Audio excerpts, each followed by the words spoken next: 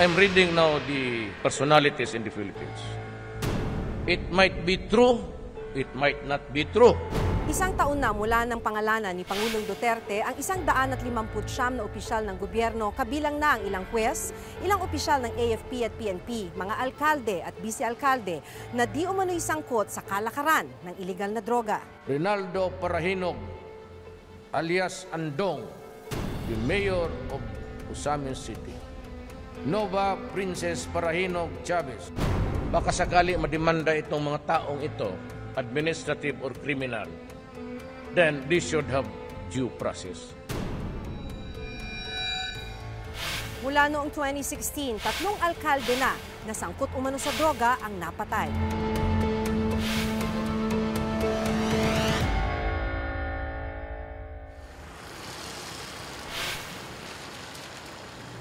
Politics. Tingnan nyo, sino mga mayor ngayon? Mga mayor na nanalo. Mga nanalo din sa drug money. Inabangan noon ng Reporter's Notebook ang pagpunta sa Camp Crame ng mga binanggit na opisyal. Mahigit 20 lokal na opisyal ang nagpunta, kabilang sina Datu Saudi Ampatuan Mayor Samsudin Dimaukom at Ozamis City Mayor Reynaldo Parahinog, kasama ang kanyang anak na si Nova Princess. Nakakalungkot nga lang minsan no, na may mga tao na mga oportunista na namamantala sa programa ng ating presidente na naghahatid ng mga maling detalye. Nauna nang nagpunta sa Camp Crame ang isa pang binanggit na si Albuera Mayor Rolando Espinosa Sr. noong August 2016. Iginiit niya noon na ang kanyang anak na si Kerwin ang sangkot sa iligal na droga. Nagkadto sa kumayo. Surrender na lang ta. Surrender na lang. August 4, 2016, isang engkwentro ang naganap sa pagitan ng mga tauhan ni Mayor Rolando Espinosa Sr. at pulis sa kanilang compound sa Albuera, Leyte. 6 sa tauhan ng mga Espinosa ang nasawi. Natuklasan naman ang bulto-bultong shabu na nagkakahalaga ng 88 milyong piso at ilang matataas na kalibre ng baril. August 24 nang huling makita si Mayor Espinosa sa opisina ng hepe ng Albuera Police. So ang sa atin naman, tinatanggap natin pero with kondisyon na talagang kung mapaposto niya sa atin, ilalantad niya lahat ang nalalaman niya. November 5, 2016, napatay si Albuera Mayor Espinosa sa loob mismo ng kanyang selda sa Leyte Sub-Provincial Jail. Search warrant number SW2016. Nanlaban daw si Mayor Espinosa habang hinahainan ng search warrant ng mga tauhan ng Criminal Investigation and Detection Group o CIDG Region 8 na pinamunuan ni Superintendent Marvin Marcos. October 28, 2016, napatay si Datu Saudi Ampatuan Mayor Dimaukom matapos umano nilang makaenkwentro ang PNP Anti-Illegal Drugs Group sa Makilala, North Cotabato. Magde-deliver raw noon sina Dimaukom ng droga sa Cotabato. At nito lamang nakaraang July 30, 2017, napatay sa isang raid sa loob mismo ng kanilang bahay si Ozamis City Mayor Reynaldo Parahinog Sr. Bandang 2:00 ng madaling araw ng isilbi ng PNP Criminal Investigation and Detection Group o CIDG ang 6 na search warrant sa alkalde at sa pamilya Parahinog dahil umano sa pagtatago ng iligal na armas. Pero nagkaenkwento raw matapos paputukan umano ng mga tauhan ng alkalde ang mga pulis. Pagdating ng kuanong tropa, yung first na vehicle na dala namin, yun ang una na naputukan. Pagkatapos yung tao namin nakasakay, natamaan, din go on na nag-change of fire na. Sa mga larawang ito na nakuha ng GMA News, makikita ang mga bangkay matapos ang raid sa bahay ng pamilya Parahinog noong July 30, 2017. Sa guardhouse napatay ang 2 tauhan ng mga Parahinog. Sa labas ng bahay ng Parahinog, nakahandusay ang 3 barangay tanod. May mga kuha rin sa isang tauhan ng mga Parahinog na naputulan ng paa at mga patong-patong na bangkay. Tama ng bala sa dibdib ang ikinamatay ni Mayor Parahinog. Ang kanyang asawa namatay naman dahil sa sumabog na granada. Sa kabuuan, umabot sa 16 ang namatay sa madugong raid sa Ozamis City. Ayon sa PNP, ang kampo ng mga paruhinog ang nagpasabog ng granada sa loob ng bahay ng alkalde. Pero itinanggi ito ng kampo ng mga paruhinog. Makikita pa ang bakas ng pagsabog nang mapasok ng GMA News ang loob ng bahay ni Mayor Reynaldo Paruhinog. Nakumpiska sa bahay ni Reynaldo Sr., Nova Princess at Reynaldo Jr. ang matataas na kalibre ng baril, mga granada, mga bundle ng pera at droga. Ang issue rito, number 1, tama ba yung pagsagawa ng paghalughog o yung search? O nagkaroon ng labis na karahasan? Naging resulta ay patay ang 16 na tao. Pangalawa, talaga bang may drugs doon o planted? Kung sinasabi nilang may kinalaman sa droga, well, by all means, idemanda, dalhin sa korte. Pag napatunayang guilty, abay di ikulong. Korte na, wala na. Ang sa atin lang ma-inform natin na we have search warrant, armed ng search warrant, ang CID tsaka sa PNP dito sa Ozamis na nag-implement yung araw na yon. Ayon naman sa kampo ng mga paruhinog, rub out ang nangyari. Yun nga pong sinasabi namin rub out o massacre sa dami ng napatay. Kasi 16 po dapat pong tingnan. Ano siya to kill?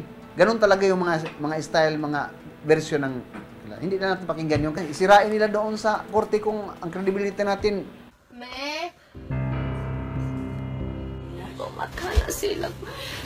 Pamatay sila, Nakuha naman ng GMA News ang isang cellphone video kung saan makikita ang anak ni Vice Mayor Nova Princess habang nasa itaas ng kanilang bahay. Makikita rin na may kasama silang sanggol. Obvious naman po na may mga minor de edad doon.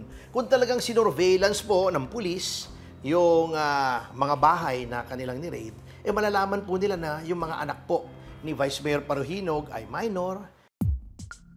Naaresto ang anak ni Mayor Paruhinog na si Ozamis Vice Mayor Princess Nova Paruhinog et Chavez. Kasama rin sa inaresto ang kapatid ni Nova Princess na si Reynaldo Paruhinog Jr.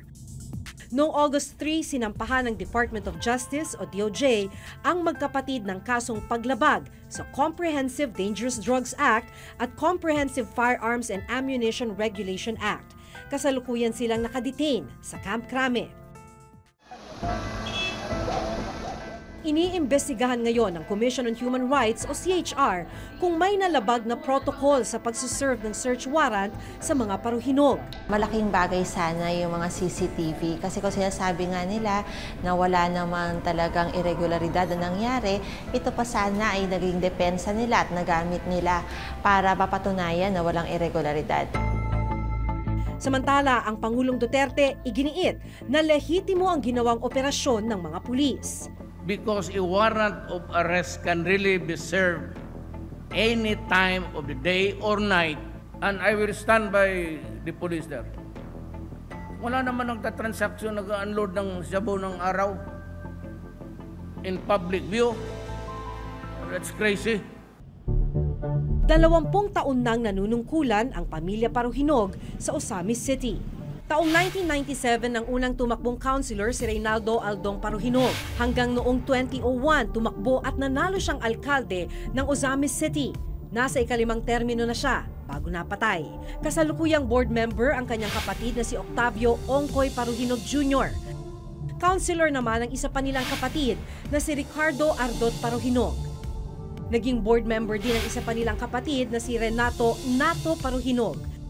Vice-alkalde naman ang anak ni Aldong na si Nova Princess Paruhinog et Chavez.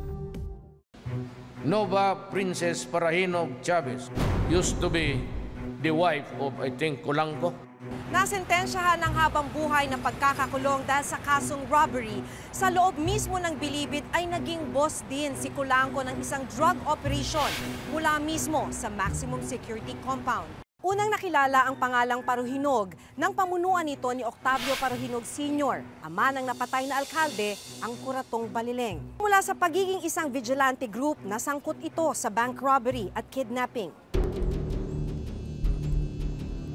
hanggang sa maganap ang di umano'y rub-out sa ilang miyembro ng Kuratong Balileng noong taong 1996. Na-dismiss ang kaso laban sa dating pinuno ng Presidential Anti-Crime Commission Head na si Panfilo Lacson na nanguna sa operasyon. This is the matrix of the diagram. Bukod sa mga narco-politician, July 2016 nang pangalanan naman ni Pangulong Duterte ang ilang malalaking taong sangkot umano sa iligal na droga. Kinukonsiderang isa sa mga drug hotspot ang Cebu at nagsisilbi daw itong transshipment point ng iligal na droga sa iba't ibang bahagi ng Visayas.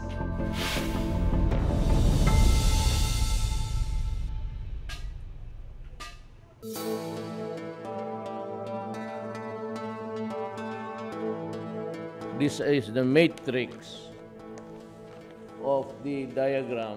Bukod sa mga narco-politician, July 2016 nang pangalanan naman ni Pangulong Duterte ang ilang malalaking taong sangkot umano sa iligal na droga. Kabilang sa mga tinukoy sina Peter Co at Herbert Colanco na parehong nakakulong ngayon sa Bilibid at si Peter Lim.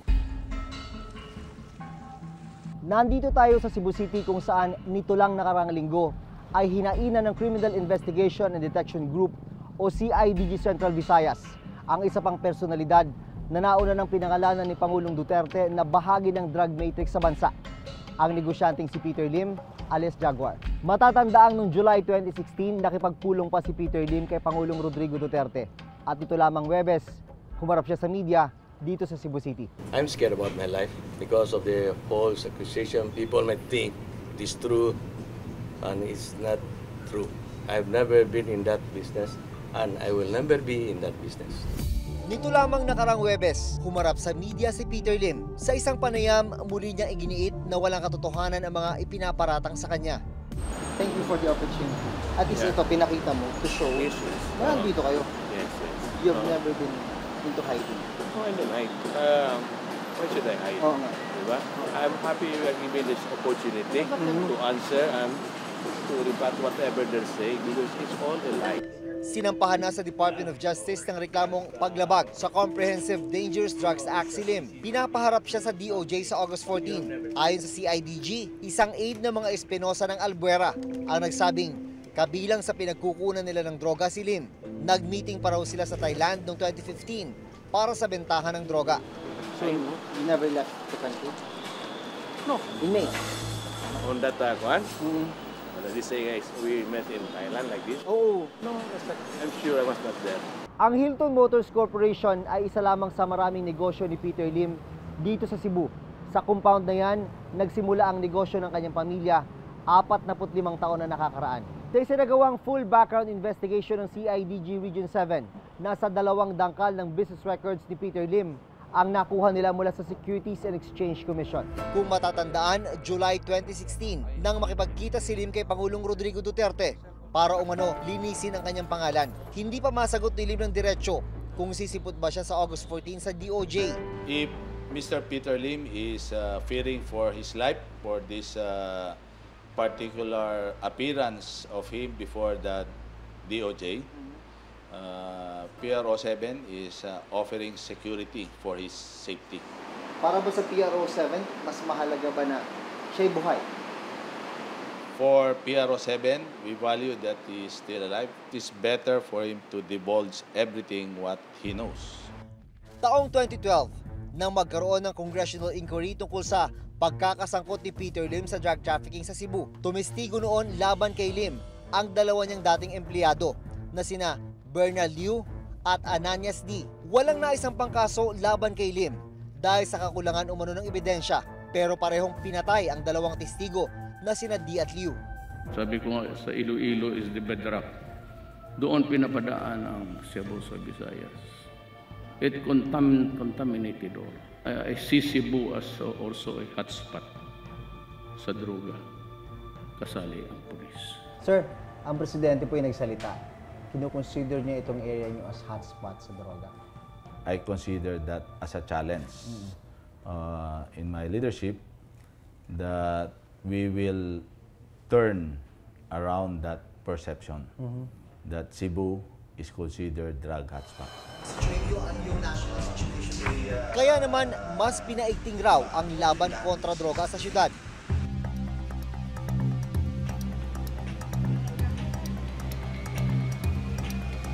Nito lamang Martes, idinukomento ng Reporter's Notebook ang isinagawang drug raid sa Cebu City. Unang pinasok ng mga otoridad ang bahay na ito sa barangay Subang Dako, Mandawi City. Nahuli ang di umano'y 31 taong gulang na tulak ng droga at ang 3 di umano'y drug users. Bakit may mga shabu kayong ano? Ba't kayo gumagamit ng shabu? Kasama sa na-recover ang ilang sachet ng pinaghihinalaang shabu at ilang drug paraphernalia. Ano galing yan? Sa bayan? Ito yung droga, sa'yo yan. Sa isa pang buy-bust operation sa barangay Calderohan, nahuli naman ang isa pang di umano'y tulak. Na-recover din ang ilang sachet ng pinaghihinalaang shabu. Pero itinanggi niyang sangkot siya sa droga. Nito lamang nakaraang linggo, nahuli rin ang 2 babaeng nagtangkang magpasok ng ilang pakete ng shabu sa loob ng Mandawi City Jail. Ang droga, ipinasok umano sa ari ng 2 babae para maitago. As of now, continuous yung operation natin at every day you could see in our daily accomplishment report that we are still able to arrest drug pushers, and lately we were able to neutralize through the service of search warrant considered the level 2 high value target in the name of Sensil. Pero bukod sa mga maliliit na sangkot sa illegal na droga, mahalaga rin daw na matiyak na mapanagot ang mga malalaking taong nagpapatakbo ng illegal na kalakalan. Kailangan pulido yung ebidensya at saka hindi lang basta haka-haka o kaya usually ang sasabihin nila ay confidential informant. Kung itong mga narco-politicians ay talagang suportado ng mga smaller drug lords or kung ano man, may network, hanapan nila ng pruweba yung network. Makalipas ang mahigit 1 taon sa pwesto ng bagong administrasyon, nananatili pa ring problema ang droga sa bansa. Katunayan, ang Pangulo na rin ang nagsabi na bumalik ang bentahan ng droga sa Bilibid. Kaya dyan sa Bilibid, baski anong gawin natin, pasok ng pasok pa rin ang mga... And because ang droga bumalik na naman, ito lang kasi ang kapital. And I have to be frank, mostly Chinese. Pag nakapasok ang cellphone dyan, negosyo talaga. Sa patuloy na pagkakaroon ng drug trade sa bansa, malaking hamon daw ngayon sa administrasyon na patunayang epektibo ang kampanya kontra droga. We will perform our mandate, not just drugs, but for the benefit of the Filipino people. Yun ang personality ng ating Commander-in-Chief. Ang kanyang nagiging utos ay para ma-encourage, magabayan yung miyembro ng Philippine National Police sa pagtupad ng tungkulin.